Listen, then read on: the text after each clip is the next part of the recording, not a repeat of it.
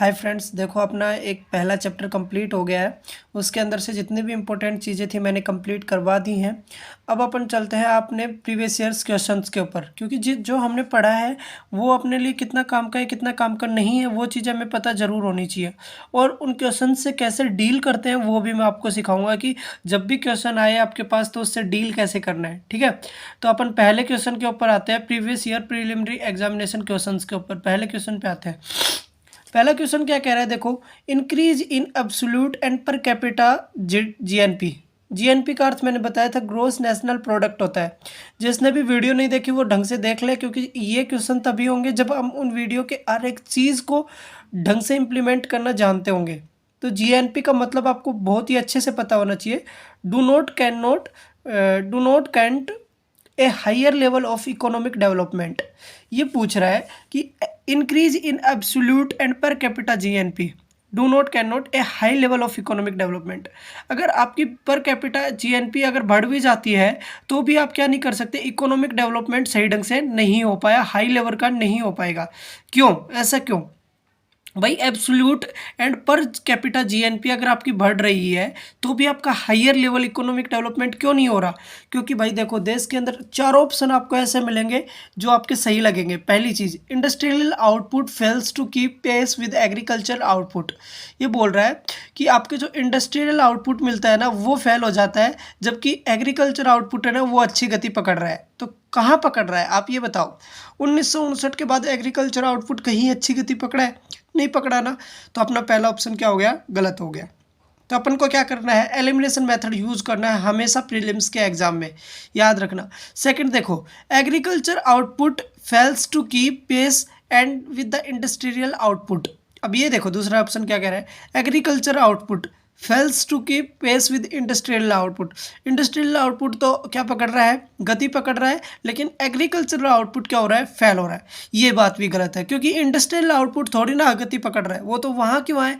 अपना तो टर्सरी जो सेक्टर है वो क्या कर रहा है, गति पकड़ रहा है। सर्विस सेक्टर, सर्विस आउटपुट क्या पकड़ रहा है, पेस कर रहा है या गति पकड़ रहा है। तो ये सेकंड ऑप्शन भी क्या हो गया, गलत हो गया। थर्ड ऑप्शन देखो, पॉवर्टी एंड एम्प्लॉयमेंट इंक्रीजेज। जब से हमारा देश आज़ाद हुआ है, कंट्री से इंडिपेंडेंट हुई है, उसके बाद से क्या हो रहा है, पॉवर्टी एंड अनएम्प्लॉयमेंट में आपने अपनी रैंक देखी होगी, बहुत ही बेकार है। ठीक है, तो पॉवर्टी एंड अनएम्प्लॉयमेंट में रेगुलर इंक्रीमेंट हो रहा है, ये ऑप्शन बिल्कुल सही है। फोर्थ ऑप्शन की भी बात कर लेते हैं, improvement grow faster than the export.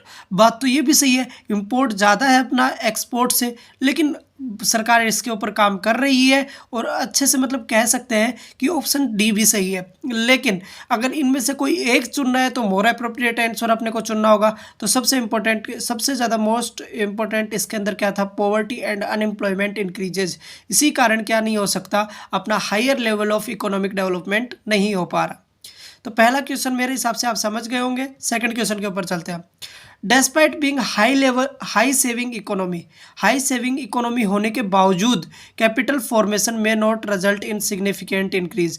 जो कैपिटल फॉर्मेशन है उसका रिजल्ट अच्छा नहीं मिल रहा है, और इसका कारण क्या है? अब एक बात बताओ, हाई सेविंग इकोनॉमी अपनी इंडिया, फिर भी क्यों नहीं मिल रहा? देखो, वीक एडमिनिस्ट्रेटिव मशीनरी, अपनी जो मशीनरी है, एडमिनिस्ट्रेटिव मशीनरी है, जो भी कार्य करता है वो क्या बिल्कुल वीक है। ये भी देखो एक कारण हो सकता है। मैं आपको एक हर एक चीज़ के बारे में बताऊंगा कि ये क्यों नहीं है। देखो, वीक एडमिनिस्ट्रेटिव मशीनरी, क्या ये एक कारण हो सकता है? बिल्कुल हो सकता है। ये एक कारण हो सकता है कि हाई सेविंग इकोनॉमी है लेकिन एडमिनिस्ट्रेटिव मशीनरी क्या है अपनी, वो वीक है।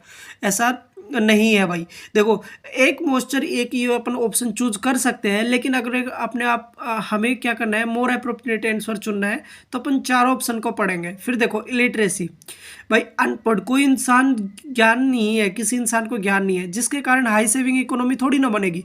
तो हाई सेविंग इकोनॉमी कैसे बनेगी ये बताओ? नहीं बनेगी। तो कैपिटल फॉर्मेशन तो वैसे ही नहीं होगा। तो पहली चीज़ ही गलत हो रही है इसमें। हाई पॉपुलेशन डेंसिटी, ये देखना, हाई पॉपुलेशन डेंसिटी। अब भाई पॉपुलेशन डेंसिटी तो रेगुलर अपने देश के अंदर बढ़ती जा रही है, आपको पता है सेकंड मोस्ट पॉपुलस कंट्री है इंडिया। तो ये भी एक हो सकता है कि हाई सेविंग इकोनॉमी है, बट क्या हो रहा है, कैपिटल फॉर्मेशन अच्छे से नहीं हो पा रहा है ड्यू टू द, क्या बोल सकते हैं अपन, कि पॉपुलेशन हाई है लेकिन हाई कैपिटल आउटपुट रेशियो। भाई आउटपुट नहीं निकल रहा, आप जो कमा रहे हो, आप जो सेविंग तो कर रहे हो, हाई सेविंग तो हो रही है, लेकिन उसका आउटपुट नहीं मिल रहा। क्या होता है, कई बार कोई इंसान काम करते हैं, जैसे कि अपने एमएसएमई का जो अपना मिनिस्ट्री है उसके अंदर ही देख लो, सबसे ज़्यादा भारत के अंदर लघु उद्योग है ना, वही ज़्यादा फल फूल रहे हैं, ठीक है।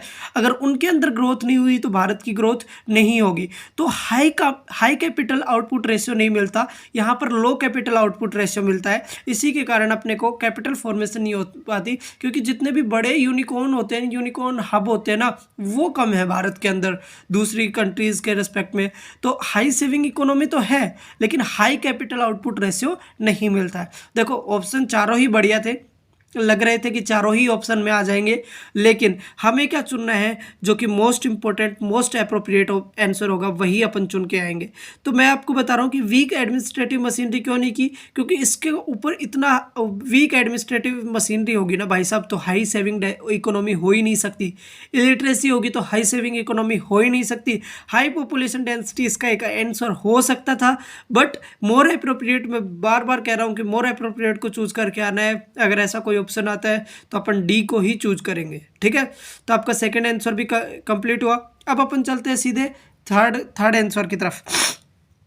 अब आ जाओ भाई, थर्ड क्या कहता है, which of the following best describe the import cover. Import का मतलब क्या होता है, किसी भी चीज़ को ये अपने देश से बाहर के देश से अपने देश के अंदर लाना। इम्पोर्ट का मतलब लाना। Sometimes seen in the news के अंदर दिखता है इम्पोर्ट कवर। तो उसका मतलब क्या होता है, it is the ratio value of import to the GDP of the country, कि भाई वैल्यू ऑफ इंपोर्ट कितना हुआ नीचे अपॉन जीडीपी ऑफ कंट्री, ये होता है इंपोर्ट कवर।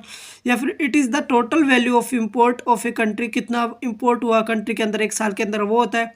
या फिर it is the ratio between the value of export and that import between two countries.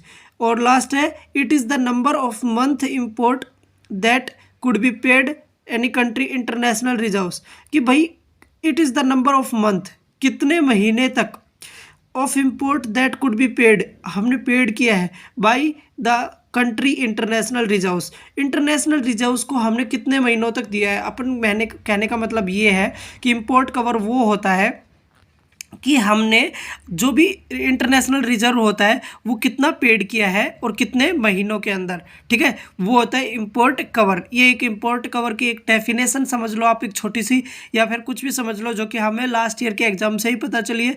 और इसका मोस्ट अप्रोप्रिएट आंसर कैसे लगा के आएंगे, अगर अपने मेन पेपर के अंदर आ गया तो इसको कैसे डील करना है वो देख लो भाई। अब देखो, it is the ratio value of import to the GDP country. ये पहला ऑप्शन अपने को क्या लग सकता है, सही लग सकता है, क्योंकि भाई इंपोर्ट कवर है तो क्या पता जीडीपी नीचे होगी और वैल्यू ऑफ इंपोर्ट ऊपर होगा, ये आपको सही लग सकता है, ठीक है। सेकंड ऑप्शन क्या है, it is the total value of import of a country in a year, एक ईयर के अंदर, ये भी बहुत अप्रोप्रिएट आंसर लग रहा है। मैंने जब फर्स्ट टाइम ये क्वेश्चन पढ़ा था मैंने यही अप्लाई किया था, यही ऑप्शन अप्लाई किया था, क्योंकि मेरे को मोर अप्रोप्रिएट ढूंढना था। फिर third option, it is the ratio between the value of export and the value of import. Value of export और इंपोर्ट का तो कोई मतलब ही नहीं है भाई, ठीक है, तो ये तो होगा नहीं कंट्रीज के बीच में। It is the number of month of import that could be paid any country international reserves. तो इंटरनेशनल रिजर्व के अंदर कितने महीने तक उसने क्या किया है, इंटरनेशनल रिजर्व को पेड किया है, वही क्या कहलाएगा, अपना इंपोर्ट कवर कहलाएगा। तो याद रखना इस क्वेश्चन को, ये कहीं भी पूछा जा सकता है, एक बार अगेन यूज हो सकता है किसी भी एग्जाम के अंदर, ठीक है। फिर आते हैं अपन किसके ऊपर, क्वेश्चंस के ऊपर, क्वेश्चन नंबर 2015 वाले पे। देखो, with the reference of the Indian economy consider the following answer. इसके अंदर देखना भाई, the rate of the growth of real GDP has steadily increase in the last decade. जो रियल जीडीपी की वो धीरे धीरे क्या हो रही है, लास्ट डिकेड के अंदर बढ़ रही है भाई। रियल जीडीपी रेगुलर क्या हो रही है, डिक्रीज हो रही है, याद रखना, वो धीरे धीरे नहीं बढ़ रही है। The GDP at market price has steadily increases in the last decade. बिल्कुल, जीडीपी है अपने देश की वो क्या हो रही है बाहर, क्योंकि बाहर की कंट्री आ रही हैं, तो आपने देखा होगा कि लास्ट 10 साल के अंदर ही तो सब कुछ चेंजमेंट हो रहा है भाई। जितना भी टेक्नोलॉजी मॉडर्नाइजेशन आ रहा है, टेक्नोलॉजी आ रही है अपने दूसरे देश से हमारे कंट्री के अंदर, जितने भी कंपनियाँ आ रही हैं, नई नई यूनिकॉर्न्स आप खुल रहे हैं, ये कब से हो रहा है, लास्ट डिकेड से ही हो रहा है। तो ऑप्शन नंबर सेकंड कवर सही हो जाएगा इसका, तो इसमें तो कुछ सोचना ही नहीं था, ठीक है। फिर उसके बाद क्या था, economic growth in a country x will necessary it occur. भाई इकोनॉमिक ग्रोथ किसके ऊपर मैटर करती है, ठीक है, तो इकोनॉमिक ग्रोथ किसके ऊपर मैटर करती है आप बताओ भाई। Economic growth, there is a technical progress in the world economy. Technical progress होती है। There is a population growth in X, भाई पॉपुलेशन ग्रोथ तो इकोनॉमिक ग्रोथ से कोई मतलब ही नहीं है।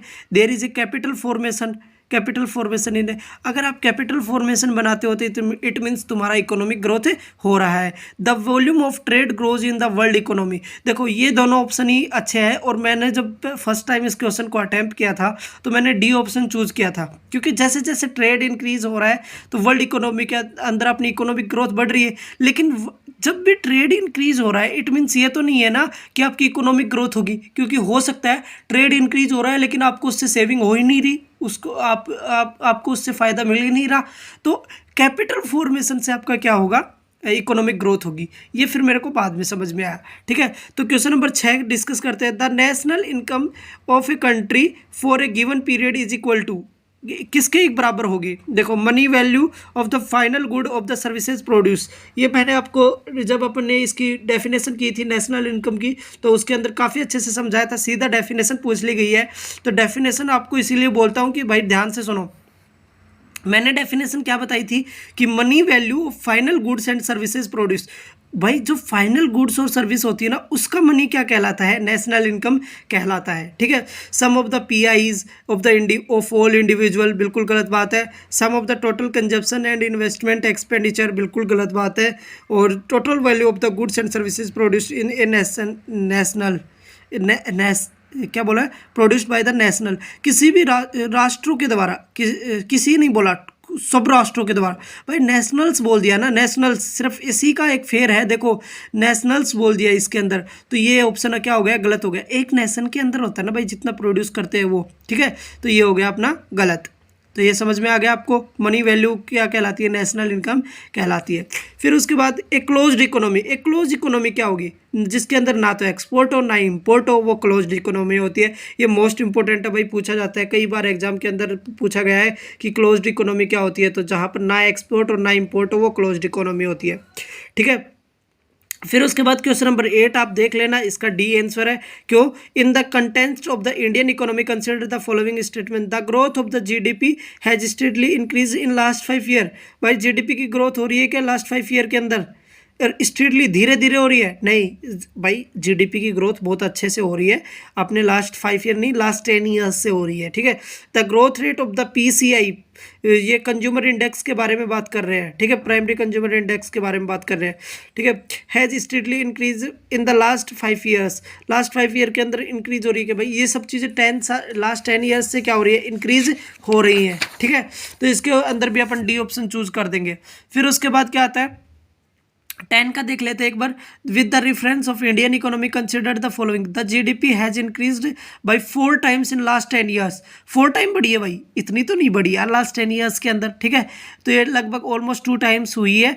The percentage share of the public sector in the GDP decline in the last, देखो ये क्या बोल रहा है, पब्लिक सेक्टर का जो जीडीपी के अंदर है ना वो परसेंटेज घटता जा रहा है, बिल्कुल सही बात है भाई। लास्ट 10 ईयर्स के अंदर पब्लिक सेक्टर का क्या हो रहा है, डिक्रीज होता जा रहा है, जबकि प्राइवेट सेक्टर क्या कर रहा है, इंक्रीज हो रहा है। आपने सुना होगा 1991 के बाद में पब्लिक सेक्टर का कम होता जा रहा है और लोग प्राइवेटाइजेशन के तरफ भागते जा रहे हैं, तो इसके कारण second option is correct answer, ठीक है।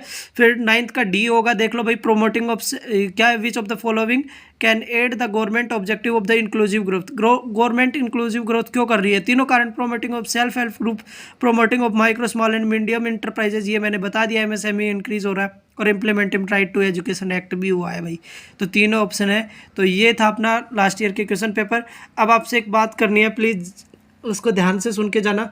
बात ये है कि अपने को अब क्या करना है कि अब अपन एक ऐसा चैप्टर पढ़ने जा रहे हैं, ये चलो मैं आपको बाद में डिस्कस करूँगा इसके बारे में। Thank you so much.